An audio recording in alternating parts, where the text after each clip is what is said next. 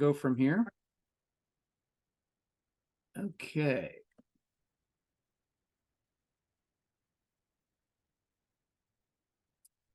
Let's go.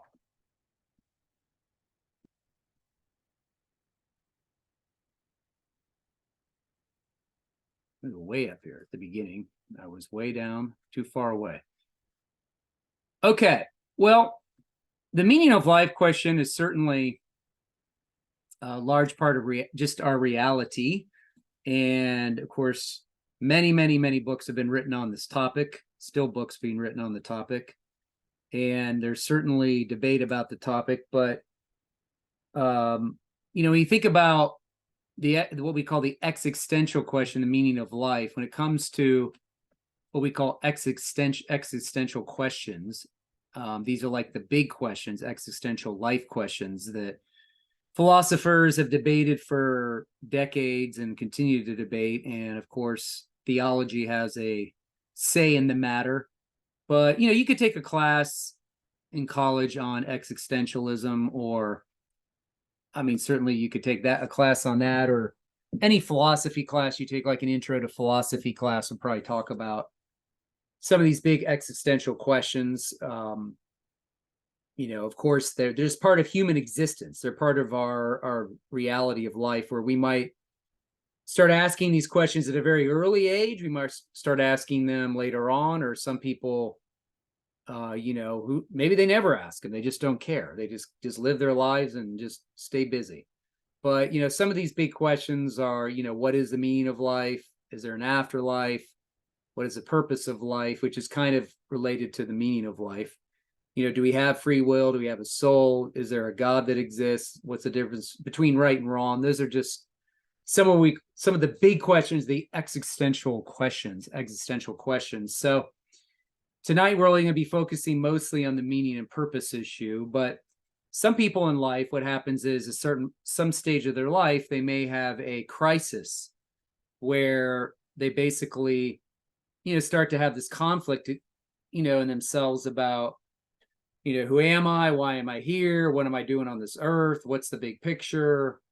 Does my life have any meaning?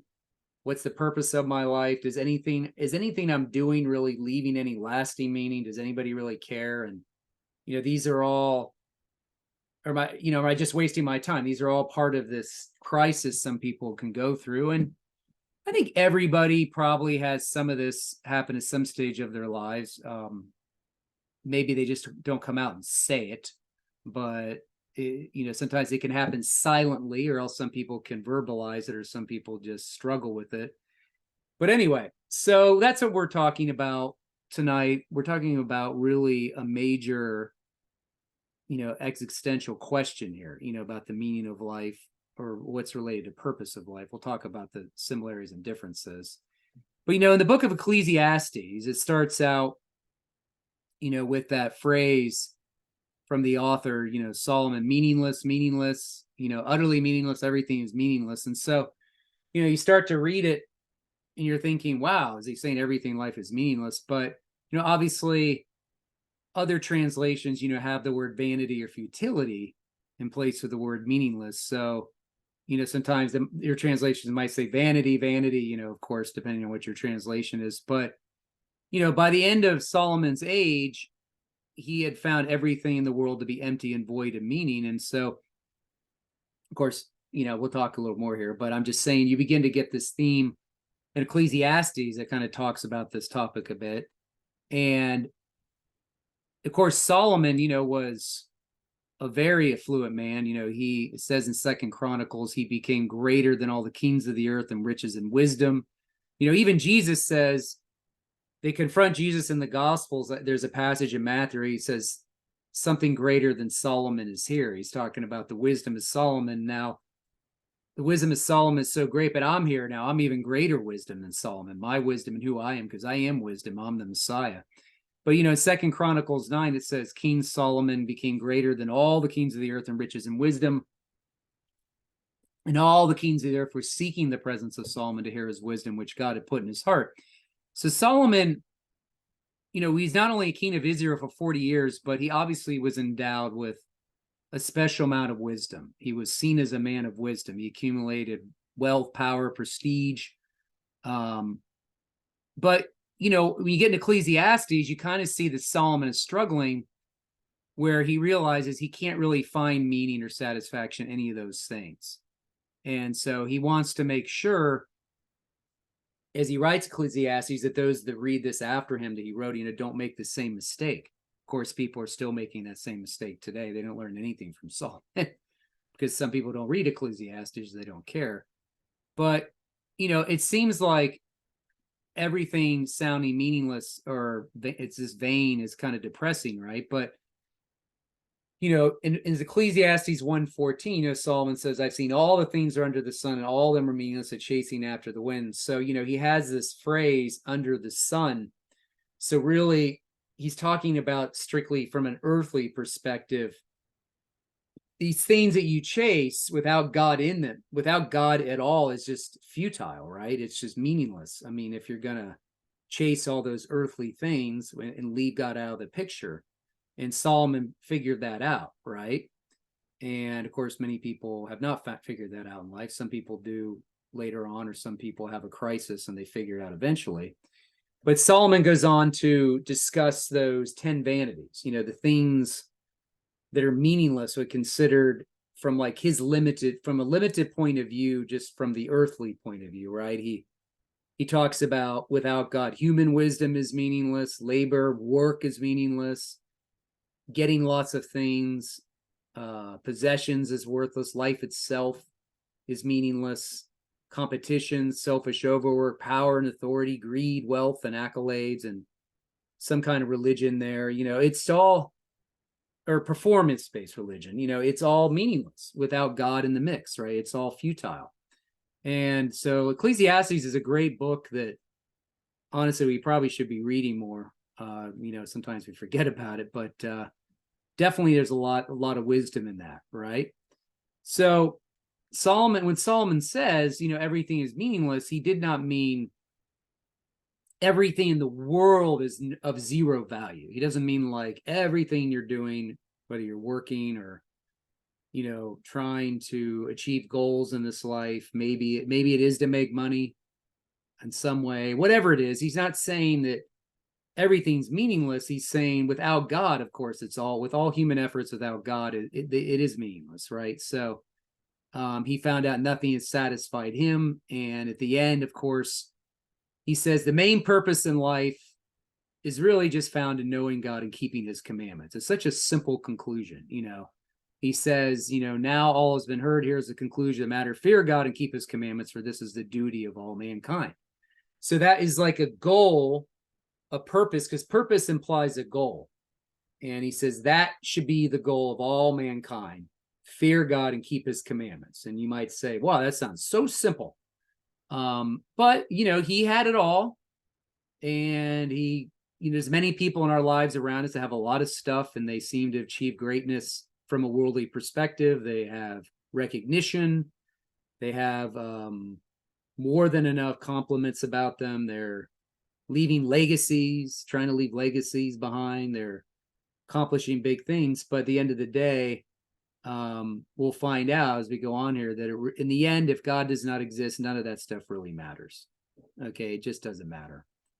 So, when we say, is there a difference between the meaning of life and meaning in life? We have to make sure we differentiate between those things, okay?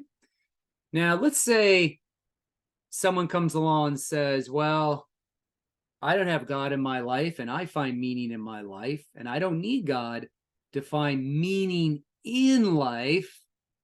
They are actually correct. They could technically find meaning in life, because the meaning of life is more to do with ultimate meaning, like a cosmic or transcendent meaning, something that transcends our little projects and our little things we put meaning into, right? Those things that we occupy our time. The meaning of life would have to be something much more larger and cosmic in scope. And without God, it's going to be awfully hard to come up with any kind of meaning of life.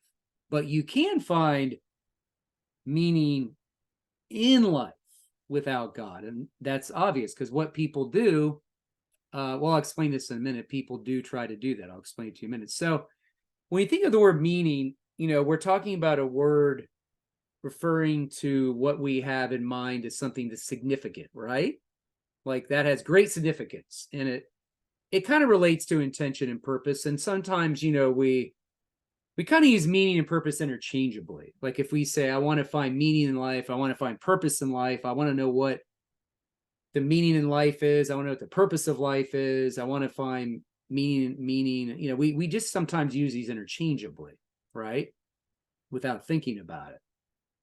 But if you think about meaning, if you want to kind of like look at a couple small differences, even though we will be using them somewhat interchangeably, meaning refers to the significance or importance of something, whether it be an object, event, or concept. So, for example, if you say, if someone says she found great meaning in her work helping others, she found great meaning in her work by helping others, or his words were full of deep meaning. It just means like significance, right?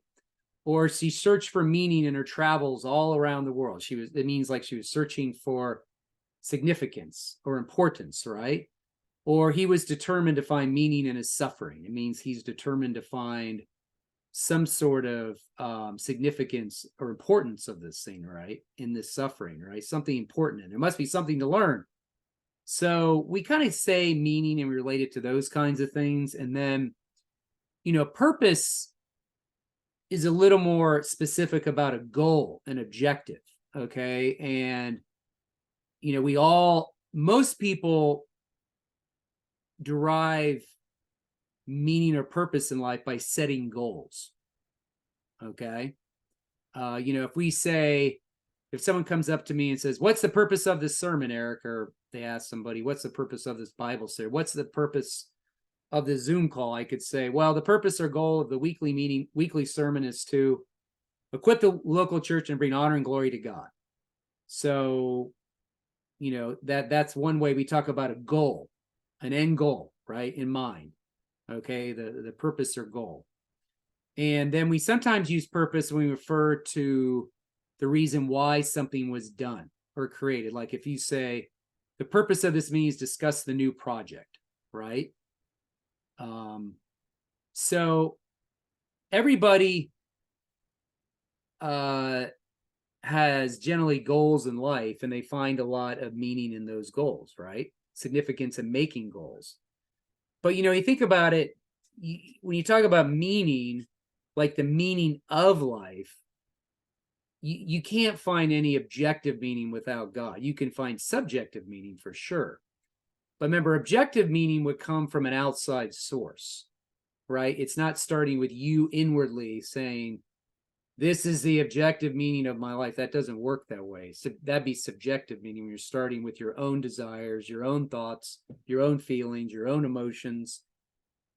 You're not starting outside yourself with an outside source. You're starting inwardly.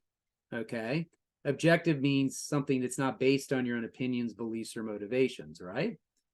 So if you think about this, going back to the issue of meaning and someone that doesn't believe in God, it is true that you think about the difference between meaning in life or the meaning of life. People definitely tend to find or try to find meaning and purpose in life. They find meaning in life without God. They technically, I'm talking about someone that doesn't believe in God or Jesus. Because sometimes, we say to people who don't believe in God, they're not Christians. How do you find purpose in life? How do you find meaning in life? So there, once again, you're saying meaning in life. You're not saying the meaning of life. Okay. So if you're trying to ask someone how they find meaning in life, they're most likely going to say, well, I find meaning in all kinds of things. I find meaning or significance in my job, my career goals. Family is a huge part of my life. I find meaning, significance in being a dad, being a husband, being an uncle, whatever. I find meaning in helping others, volunteering, doing some kind of charity work or in hobbies, traveling, and sports. I follow certain sports teams. You know, people are addicted to sports. They find a lot of meaning and significance in their sports teams, seeing a concert, you know, going to a museum, whatever it is. People can find meaning in life, definitely. However, that's purely subjective meaning, right? That is subjective. That's not any, there's nothing objective about that, right? That's not based on something outside themselves. They're starting with their own desires, their own opinions, beliefs. Okay. And honestly, what people do in life, as you probably know, without God in the mix, without the gospel, they try to stay as busy as possible doing these things. They try to fill up their calendar with their job, their family goals, all these other things, and they want to be productive. They just want to stay productive. They want to be busy. They want to stop and slow down and think. A lot of times they just keep doing. And then when something gets pulled out from under them, like they can't do those things, and they have this existential crisis where they think, wow, what happens now? I had all my eggs in all my eggs in this basket, or all my meaning was in these hobbies, these things right here, and now something's not there. That's like when you know, if some of you are empty nesters, I'm not yet. I will be, you know, probably in the next 5 years. But you know, some people had great meaning in their kids. You know, they found all their meaning or purpose in their kids, and then the kids are gone, and they have this crisis. You know, like, what do I do now? Now we're back to just me and you, honey, or maybe whatever. I mean, it just creates sometimes a real adjustment for some people, right? So anyway, so it is true that the meaning, that, you know, people could say, if you go back to these things, people might say, well, you know, I find the meaning of life in these things. Not only do I find meaning in them, I find the meaning of life in pursuing these goals, pursuing these things. And then, as I said, you know, some of those things, the meaning may diminish when it comes to something that changes, like a circumstance, or there's a tragic issue, something happens, right, where that thing's taken away, right? And then, of course, meaning changes through life circumstances, through phases of life, through interest, context, communities, commitments, maturity. Obviously, sometimes, you know, meaning transitions, are the meanings transition, or the purposes transition to other things. But, you know, so I probably would say that there is no, if you're speaking from a subjective perspective, there is no one meaning in life for people. There's probably multiple meanings or multiple purposes in people's lives. Okay. And they pursue these things, obviously, to try to find as much fulfillment and contentment as possible, right? And they try to fill up their lives with those things. But, you know, the reality of it is that there's the issue of purpose. You know, there's a sense-making aspect to it. Like, we want to know, you know, whether we have purpose, and does it make sense of reality? You know, are we living lives, meaningful lives? And what that means is, I think that all of us live teleological lives. Now, the word teleology is where we get the word, where we get the teleological argument from. And I've talked about this before on Zoom calls. That's called the design argument, where we look at some feature of the universe or the earth or human body, and we say that is designed, it has a goal or purpose.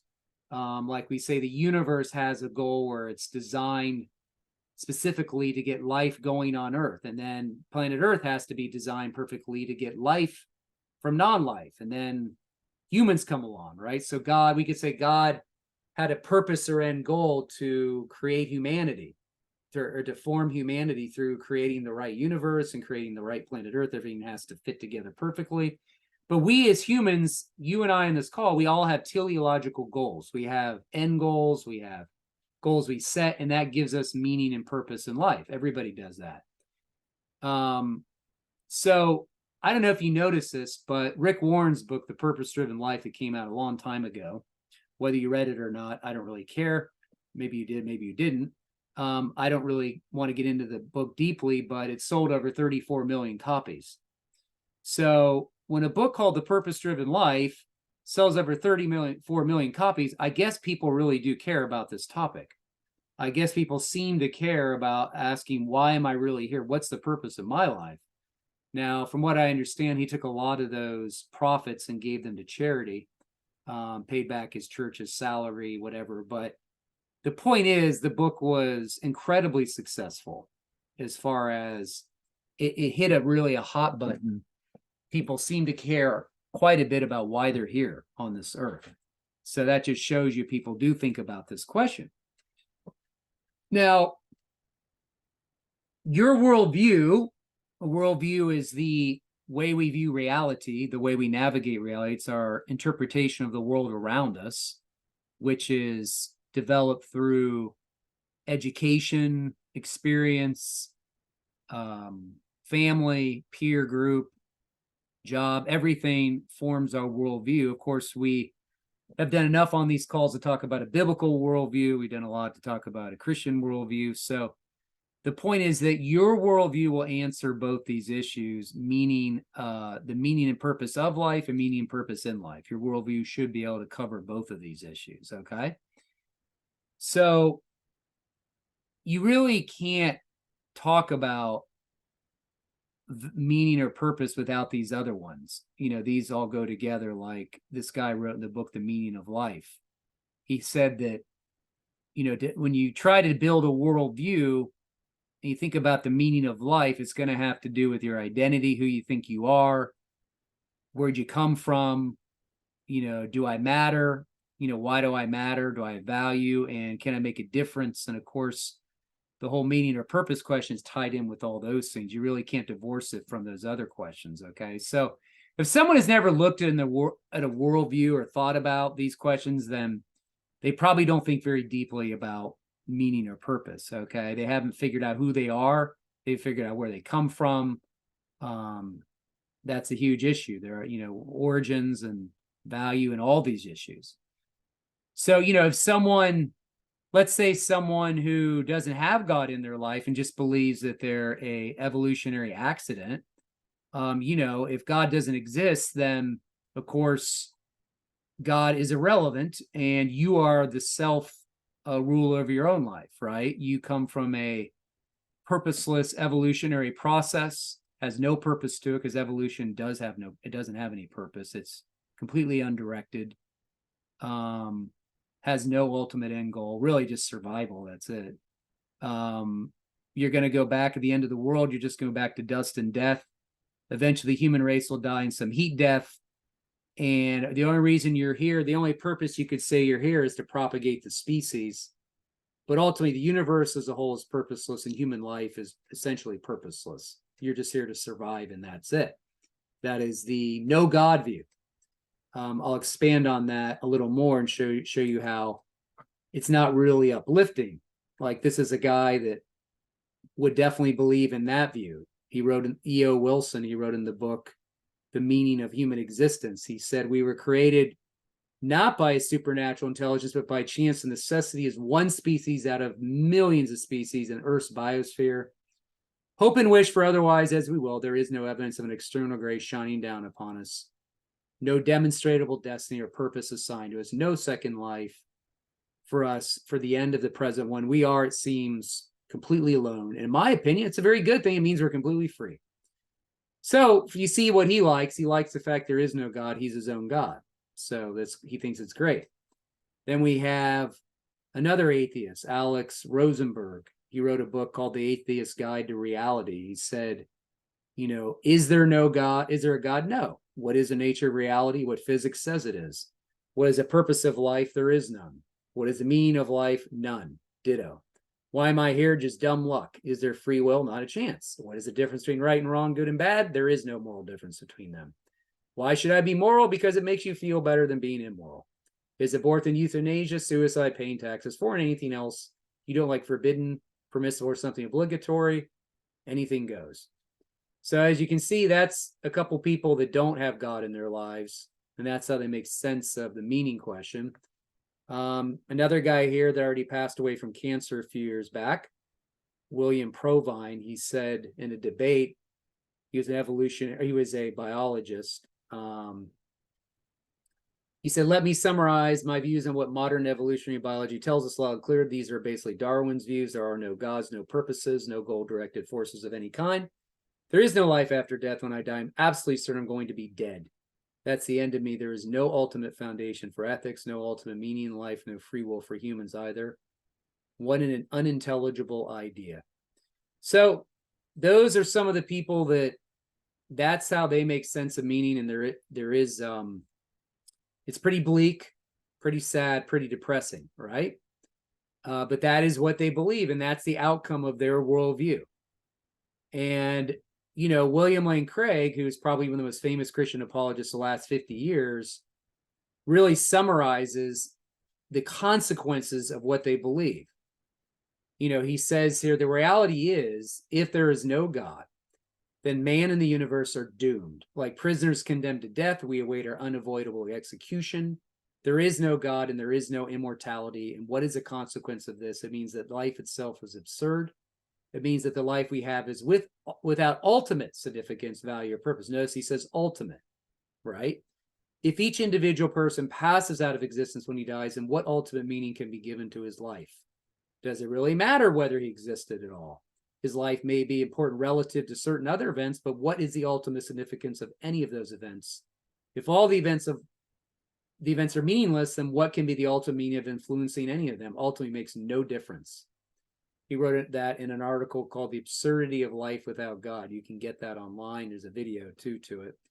He says one last thing here. He says, mankind is a doomed race in a dying universe because the human race will eventually cease to exist. It makes no ultimate difference whether it ever did exist. Mankind is thus no more significant than a swarm of mosquitoes or a barnyard of pigs, for their end is all the same blind cosmic process that coughed them up in the first place will eventually swallow them all again. So, that is the ultimate consequences of believing that. That is the ultimate existential reality, okay, by pulling God out of the mix and having God not in the world. That is true. In the end, what you do will have no ultimate significance or meaning, and most people won't remember you. Okay, maybe your friends and family will, but then they'll be gone too. Okay. And, if you're going to have the no God view, meaning that God doesn't exist, and you're going to go around and say, I want to make the world a better place. My goal, purpose in life is to make this world a better place. Well, that means there's purpose in the world already, because you're saying the world has a goal, which is to be better, but who gets to define what better is? What kind of standard are you trying to appeal to?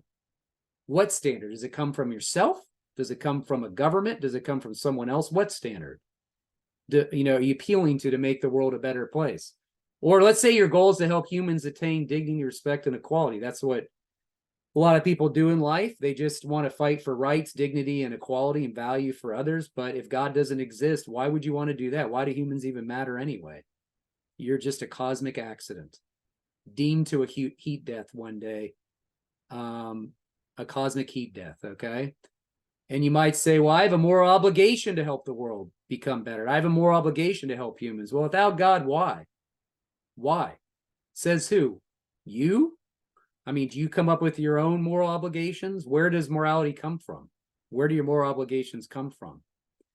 So the bottom line is that you won't be able to answer the questions of meaning or purpose in life without figuring out where you come from and why you're here and what you are. Are you just a glob of matter, or are you a body with a soul? So what the bottom line is, and people want to do these things 1, 2, and 3 here without God, they're just borrowing from our worldview. They're borrowing from Christianity. They're ripping us off, okay? Because there's no standard of goodness without God. There's no ultimate standard to judge right or wrong. There's no human value without God. If God doesn't exist, humans just assign their own values subjectively to each other. There's no universal dignity, respect, and equality if people aren't created in the image and likeness of God. And ultimately, there are no moral obligations. Those are just your own subjective preferences that you come up with, okay? So there's a book called Immortal by Clay Jones, and I had him interviewed. You can go on my Zoom calls or my YouTube channel. I interviewed him a ways back on his book Immortality, or Immortal. It's called Immortal, How the Fear of Death Drives Us and What We Can Do About It. So he kind of worked off this this phrase, symbolic immortality, by a Harvard psychiatrist named Robert Lifton. And basically what Lifton discovered was that humans do everything they can to avoid death. They're mortified of dying. So because they're mortified of dying, what they do is try to pursue projects in this life that will somehow make them live on after they're gone. So people will remember them, talk about them. They try to leave a huge legacy. Now, of course, when they're gone, as we know, we're in heaven or somewhere else that isn't so pleasant. We're not going to probably be contemplating what people are talking or saying about us when we're gone. We're not going to be walking around heaven going, I wonder if they're talking about me. I wonder what they're saying. Oh, I hope they remember me. Oh, I hope that my name's being talked about. Oh, I hope my book is selling. Oh, I hope that, you know, my goals carried on. No, when you're in heaven, you won't be worried about that. And probably when you're not in heaven, the same thing. You're not going to be thinking about that. Okay. But the point is that what he discovered was he researched history, Clay Jones's, and he discovered all these people try to develop certain inventions or certain things that help us to live longer, to live on and on and on, to avoid death. And basically, some of these people that have tried to do that and come up with new inventions and new health regimens or new exercise programs or vitamins or pills, some of those people ended up dying super young. They ended up dying even before they were 50, ironically. And, you know, so the point is that he said, you know, we come up with these symbolic immortality projects because we really want to be immortal. We want to live forever. We don't want to die. And of course, in Christianity, we don't believe you die. You just switch locations, right? When you die, you just switch locations. That's all that happens. It happens within a split second, and we're going to either be with God or not be with God. Okay, and that's based on Jesus rising from the dead. But for people that don't believe in God and don't have a relationship with God, don't have eternal life, they have to fill their lives up with symbolic immortality projects. I'm not saying everybody does that, but he has discovered a lot of people have tried this and keep doing it. So it comes to meaning and purpose, and let's talk a little bit about meaning related to and purpose related to happiness. So I think we know that the Declaration of Independence, which is a great document, you know, talks about this because it says, you know, we hold to these truths to be sacred and undeniable, that all men are created equal and independent, that from equal creation they derive rights inherent, inalienable, among which are the preservation of life, liberty, and pursuit of happiness. So we're given that designate. We're given that in our own declaration, you know, that our own, you know, one of the founding documents of America, you know, that we're allowed to pursue life, liberty, and happiness. Nothing wrong with that, but it's just so ingrained in our culture, of course. And, you know, if you look at a 2016 survey, they asked Americans, you know, whether they would rather achieve great things or be happy. And 81% said they'd rather be happy, while only 13% opted out for achieving great things. Of course, 6% weren't sure what to say. But that's kind of interesting. And look at a couple of quotes here from Ralph Waldo Emerson. It's interesting what he says. The purpose of life is not to be happy. It is to be useful, to be honorable, to be compassionate, to have it make some difference, that you have lived well, you have lived and lived well. And then, of course, we have the other quote from the brothers Karamazov. You know, the mystery of human existence lies not in staying alive, but in finding something to live for. I don't know, kind of interesting, a couple of quotes there. But, you know, there's a book that came out a ways back by J.P. Moore and Claus Isler. I've talked about this before. They wrote a book called The Lost Virtue of Happiness. And J.P. Moreland is a Christian philosopher. He teaches out at Biola University. He's a brilliant guy. But, they talked about this in this book. They said, do you want to be happy? If you're an American, is overwhelmingly likely that you do. We Americans are obsessed with being happy, but we're also terribly confused about what happiness is. As a result, we seldom find a happiness that lasts. But because the pursuit of happiness is promised to us as a right in the founding document of our nation, the Declaration of Independence, we carry a sense of entitlement. We think we deserve happiness. And they go on to talk about how in America, Americans are kind of addicted to happiness. We overemphasize it to the point it's almost an obsession. And of course, if you're not happy, your children are not happy, life is falling apart, right? And so what they talk about, though, is what real happiness is. And we don't really, as Americans, we don't quite understand it. It could be other parts of the world too, but they talk about how happiness is taken on this role of just being a feeling. It's a positive feeling that, not that positive feelings are bad, but the problem is that, happiness is simply it's a state of feeling. It's in flux constantly. Your feelings are up and down. So pleasurable feelings cannot sustain you, over the long haul. And if you look at the contrast with our contemporary view of happiness with what might be more of a biblical view or a classical view, most of our culture is built probably on the contemporary view that happiness is simply intense feeling. It is really built on circumstances, what's going on in our lives. It's fleeting. It can be addictive. It's something, it's very self-centered. It comes and goes, that feeling's up and down. But, a classical happiness, or what we might say joy in the Bible, joy is not necessarily an intense feeling. It's something that is a settled kind of tone that starts from within. It's a more stabilizing thing, and it's not based on circumstances. It's something you have no matter what the circumstances are. Your joy is still there. It's not based on what happens today or tomorrow. It's just a steadiness that is there, a stability. And of course, that we learn that as Christians through finding contentment in God. We find contentment in God through life experiences, and we realize God is enough. He's greater than any other thing. He doesn't change. He's not fickle. Things don't come and go. God is always there. He's the same. So the goal would be to try to have more of a classical view. Okay. And it is true that God does desire for us to be happy, but not at any cost. Okay. And the pursuit of happiness is not a major theme of the New Testament. Jesus talks about denying ourselves, taking up our cross and following him, and consider ourselves dead to sin. Hopefully when we're pursuing Jesus and doing what he wants, there is happiness. We do find the joy in following Jesus. We should, at least. But, the chief goal of our lives, the purpose of our lives as Christians is the same for every Christian. The end goal is to glorify God and enjoy him forever.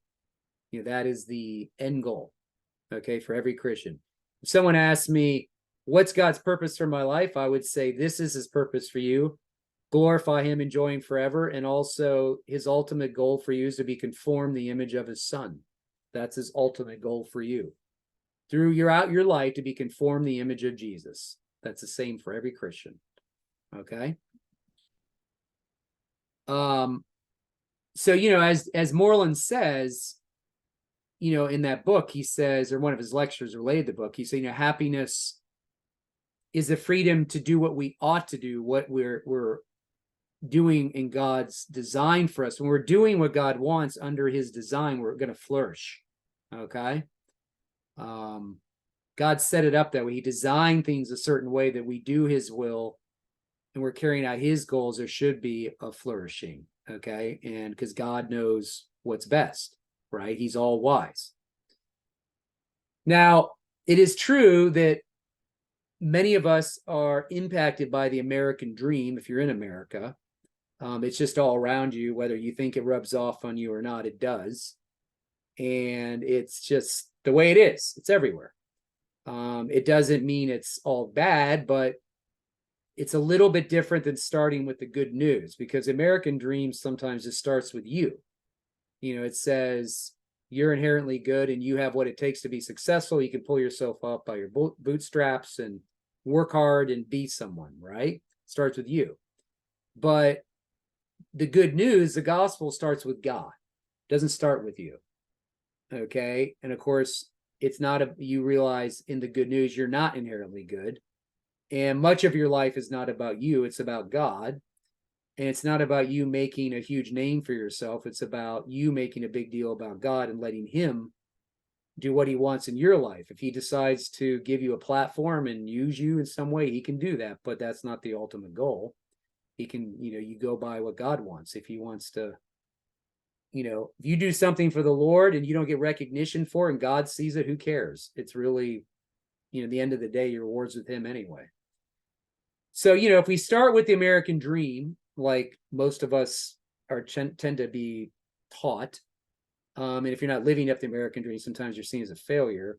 If you just flip that and start with God, things can really change quickly. Your outlook of reality and your outlook on the goals that he has for you, and that you can trust him, of course. Okay. Now, I don't know if you know who Dietrich Bonhoeffer was. He was a very famous German pastor and theologian that lived at the time of Hitler. And he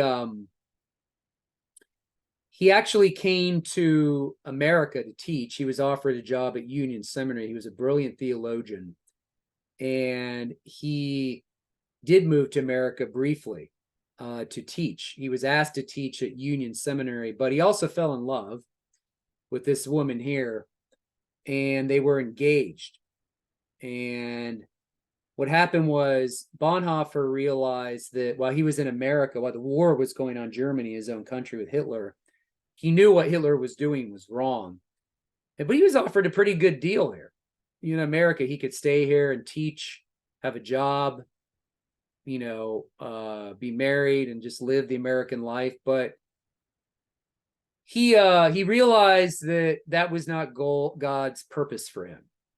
He realized that God's purpose for him was to suffer, and God's purpose for him was to go back to Germany and confront Hitler. And so he went back to Germany and he devised a plan to assassinate Hitler, and he was caught and he was executed by the Nazis. He never did get married. That goal never took place. And during Bonhoeffer's time, he wrote some really famous books. And one of the books he wrote was called The Cost of Discipleship. And I read this book as a fairly new Christian. It was very transformational for me. I actually need to go back and read it again. This and C.S. Lewis's Mere Christianity, the first two books I read as a Christian, and J.I. Packer's Knowing God. But the point is that he talks about in this book called Cheap Grace.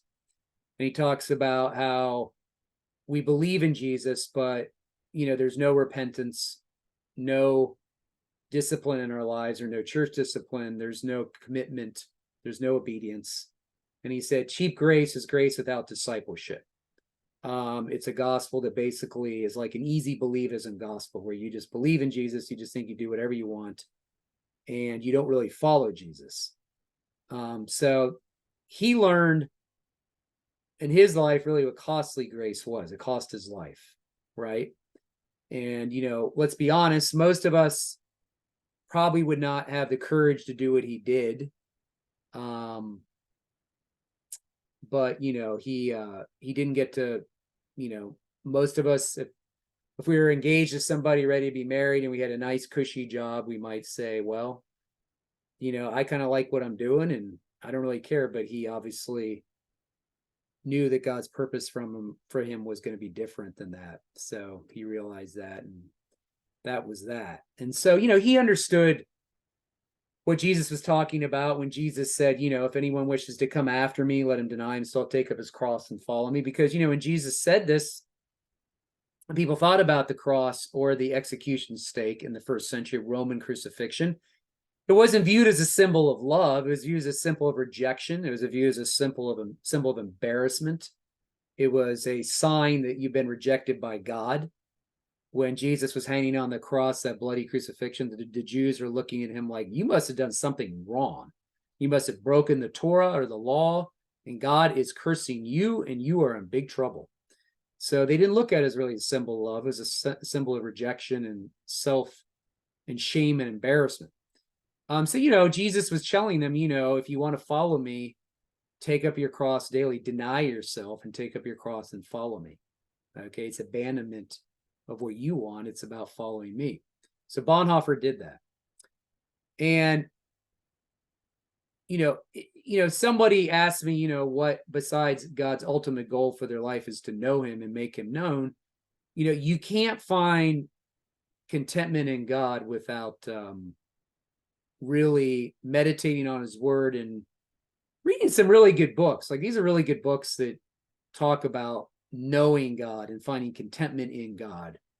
And, these are books, I think, that build on the Bible, of course. I think they're helpful. You can read Desiring God online for free. I think John Piper makes all his books available for free online. Just type in Desiring God PDF and you can read it. But there's something to be said when you can find full satisfaction in the Lord above everything else. That is where you find ultimate satisfaction and contentment, right? Which is cultivated over time. So, when someone comes to me and they talk about, I want to know what God's will is for my life, what his purpose is for my life. It's kind of like, as I already said, it's the same for every Christian, which of course is to be conformed the image of Jesus. But God's already showed us what his goals for us are, the end goals, the daily goals, the purposes, or the many things he has for us or wants us to be doing. He already tells us scripturally. So you don't necessarily need to go out and pray, God, what's your will? I don't know what I should be doing. He's already revealed it through his word. That's why he gave us the Bible. Okay. That's why you don't need to go off and pray for 2 hours and ask God when he's already shown you scripturally that we're all called to share our faith and make disciples. We're all called to abstain from sexual immorality. We're supposed to be rejoicing always, praying continually, giving thanks. We are supposed to be offering our bodies as a living holy sacrifice, holy and pleasing to God, transform our renewing of our mind. We're to always pray in the Spirit. We should be promoting unity among our brothers and sisters. Like I said, we're all being conformed to the image of Jesus. We are supposed to be knowing God and his son Jesus so we can experience the eternal life now, because it starts in this life, the abundant life, right? It's God's purpose for us to avoid the deeds of the flesh and experience the fruit of the Spirit. We should know the role of the Holy Spirit in our lives, and we should know what we believe and why we believe and be able to give a reason for the hope that is within us, as we talked about many times on this call. So we don't have to rack our brains around, I don't know what God wants me to be doing. He's already shown you a lot of things in scripture. Now, it is true vocationally, he may have a different purpose for you than others. Maybe, you have a certain equipping, or you're wired a certain way to be a doctor or a lawyer or a plumber or a mechanic or electrician or a teacher or whatever. And you can serve God that way and glorify God and become like Jesus doing that. Everybody's got different careers, and God obviously can call people to certain things. In some cases, he'll just tell you to go pick something and go do it. But anyway, so there's no need to get all worried about that. So the point is that without God,